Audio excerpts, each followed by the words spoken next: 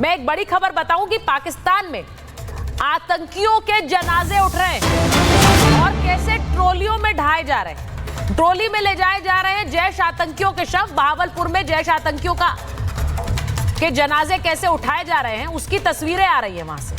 और ये जैश का जो हेडक्वार्टर है वो वहां पर ध्वस्त हुआ है और वहां से आतंकियों के जनाजे देखिए कैसे ट्रॉली ट्रैक्टर में लेकर वहां से जाए जा रहे हैं। ये अपने आप में सबूत है। इस बार उन्होंने पाकिस्तान से नहीं कहा कि भाई कहाँ स्ट्राइक हुई, कितने लोग मारे गए। वो जानते हैं कि ये उस तरह की स्ट्राइक है कि उसे झुठला ही नहीं सकते हैं। मैं एक बार जरा ये बताऊंगी कि इस हमले में मसूद अजहर के घर के 14 लोगों की मौत हुई है। हमले में मसूद अजहर कह रहा है कि मैं भी मर जाता तो अच्छा होता। मसूद अजहर ये कह रहा है कि मरने वाले तो चलेगा लेकिन मैं भी मर जाता। 14 लोग। अब सोचिए, हमारे अपनों को जब आपने दर्द दिया, अब भारतीय सेना ने सूद समेत लौटाया है मसूद अजहर। बिल्कुल सही है। दुबे जी, मैं आपसे पूछूंगी, ये जो इंटेलिजेंस इनपुट्स हैं, मसूद अजहर के परिवार के 14 लोग अगर मारे गए तो मसूद अजहर और हाफिज सईद की गर्दन पर हमारा है हाथ। इस जैश मोहम्मद का जो सरबराह है मौलाना मसूद अजहर, जो कि आज के अटैक के बाद वो इस तरह की चिल्लाहट मचा रहा है कि हम भी मर जाते।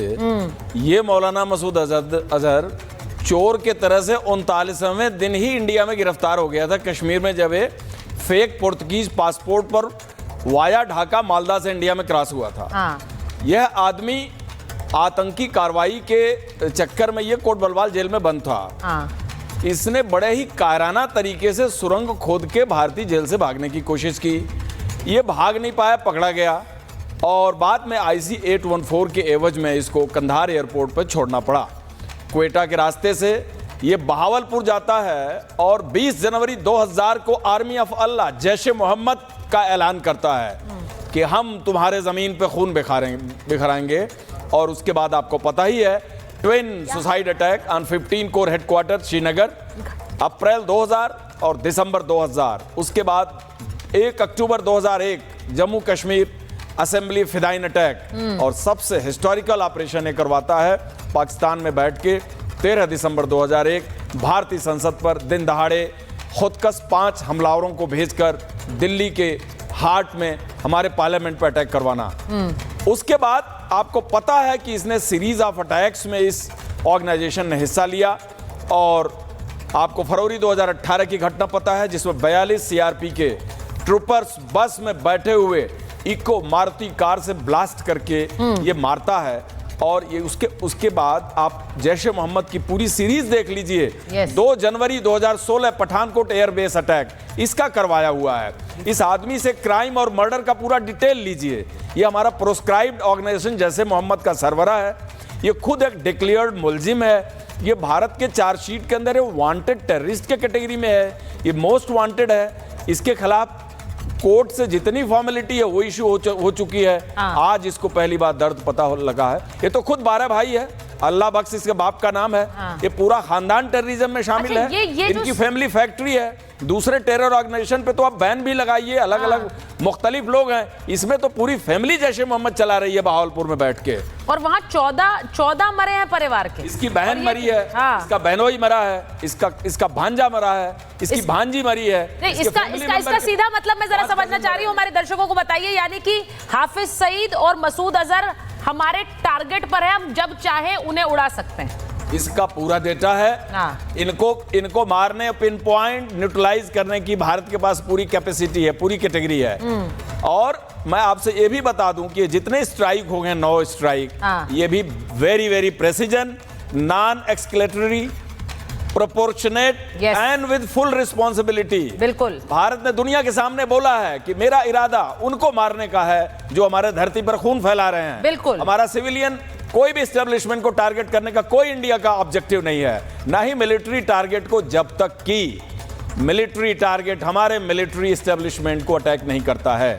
और उसका हमें इंतजार है, प्रिपेयर्डनेस है। बिल्कुल इंतजार है, हम प्रिपेयर्ड है। मैं अब इस वक्त सवाल जो कैप्टन श्याम कुमार सब पूछ रहे हैं, क्या पाकिस्तान किसी तरह की कोई स्ट्राइक करने के बारे में सोच भी सकता है? देखिए, मैं ना माइट की बात करूंगी, मैं तो मादे की बात करूंगी। वो क्या मादा पाकिस्तान में है? क्योंकि अभी भी वो सीधा सब कुछ कह रहे हैं, अब सारे डिसीजन, सारी अथॉरिटी सेना के पास है, आईएसआई के पास। मेरा ख्याल है कि वो बैकफुट पर सीधा आ गए बहुत जल्दी जी। और ये भी उनको सब पता था कि ये स्ट्राइक होगी और वो पहले से हल्ला हंगामा करके रोकना चाह रहे थे इसको, क्योंकि वो विश्व का ध्यान अपनी तरफ आकर्षित कर रहे थे। और यही बात चल रही थी पिछले 15 दिनों से, बौखलाए थे और बार बार वो रात को दिन को उनके सारे मंत्री एक के बाद एक बोले जा रहे थे कि भारत का स्ट्राइक इमिनेंट है। तो ये हो गया। अब होने के बाद उनको पता है किसी ने उनकी मदद नहीं की, तो अब वो कह रहे हैं कि अगर और कुछ नहीं करोगे तो हम अटैक नहीं करेंगे। अटैक की उन्होंने बहुत सारी धमकी दे रखी है, एटॉमिक धमकी भी दे रखी थी पहले 3 दिनों में, 4 दिनों में। धीरे धीरे उन्होंने अपने को बैकफुट पे करना शुरू करके एक डेविएशंस लिया था और हमारी कॉपी कैट करते जा रहे थे, जैसे हम करते थे वैसे वो करते जा रहे थे।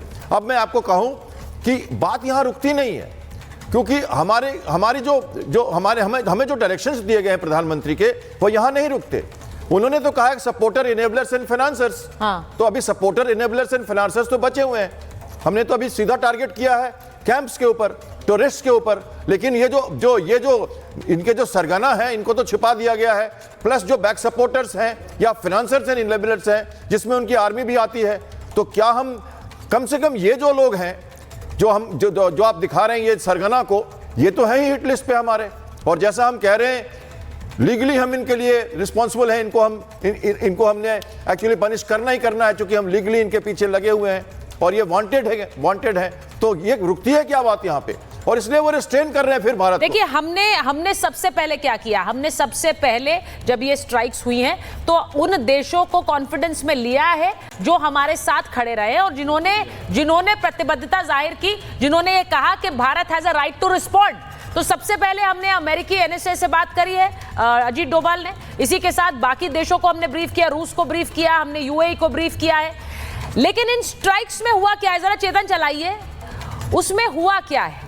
एक रात में आतंक के 3 हेडक्वार्टर भस्म हो गए। ये जो आप स्क्रीन पर दे रहे हैं, लश्कर का मुख्यालय उड़ा दिया है, ये प्रिसिशन स्ट्राइक्स थी। जैश का मुख्यालय ध्वस्त किया गया है वहां पर बहावलपुर में, वो भी। और इसी के साथ साथ जो सलाउद्दीन है, जिसकी तस्वीर आप देख रहे हैं, सियालकोट में हिजबुल मुजाहिदीन का भी कैंप, वो भी ध्वस्त किया है। तो ये एक रात में 3 हेडक्वार्टर भस्म किए हैं। इसकी मैसेजिंग क्या है? क्योंकि जरा वो तस्वीरें भी चलाइए कि बहावलपुर में कैसा दिखता था वो और उसके बाद कैसा हो गया। दुबे जी, ये जो 3 हेडक्वार्टर्स जो भस्म किए हैं एक रात में, इसकी मैसेजिंग क्लियर है, क्योंकि ये आतंकी और ये संगठन सिर्फ एक पहलगाम नहीं, इससे पहले के कई हमलों में शामिल थे। देखिए, इसका इनिशिएशन उस दिन हो गया था जिस दिन, अगर आप इस हमले से ठीक पहले जाएं तो फरवरी 18 का जो हमला था वो आईडी ब्लास्ट, एक ट्रूपर्स के बस के साथ डाल करके एक आत्मघाती हमले का प्रयास था, जिसमें न कोई धर्म पूछा गया था, न कुछ भी पूछा गया था। एक मिलिट्री मूविंग कन्वाई के अंदर इन्होंने अटैक किया था जैश ए मोहम्मद ने। हालांकि उसमें हमारे शहीद हुए 42 जवान। बट 22 अप्रैल 2025 का पहलगांव का हमला बहुत ही अलग था। ये वो हमला नहीं था जो फरवरी 2019 का हमला हो। इसमें बड़ा स्पेसिफिक किलिंग के साथ जो उन्होंने मैसेज कन्वे किया हमारे देश को, हमारी लीडरशिप को,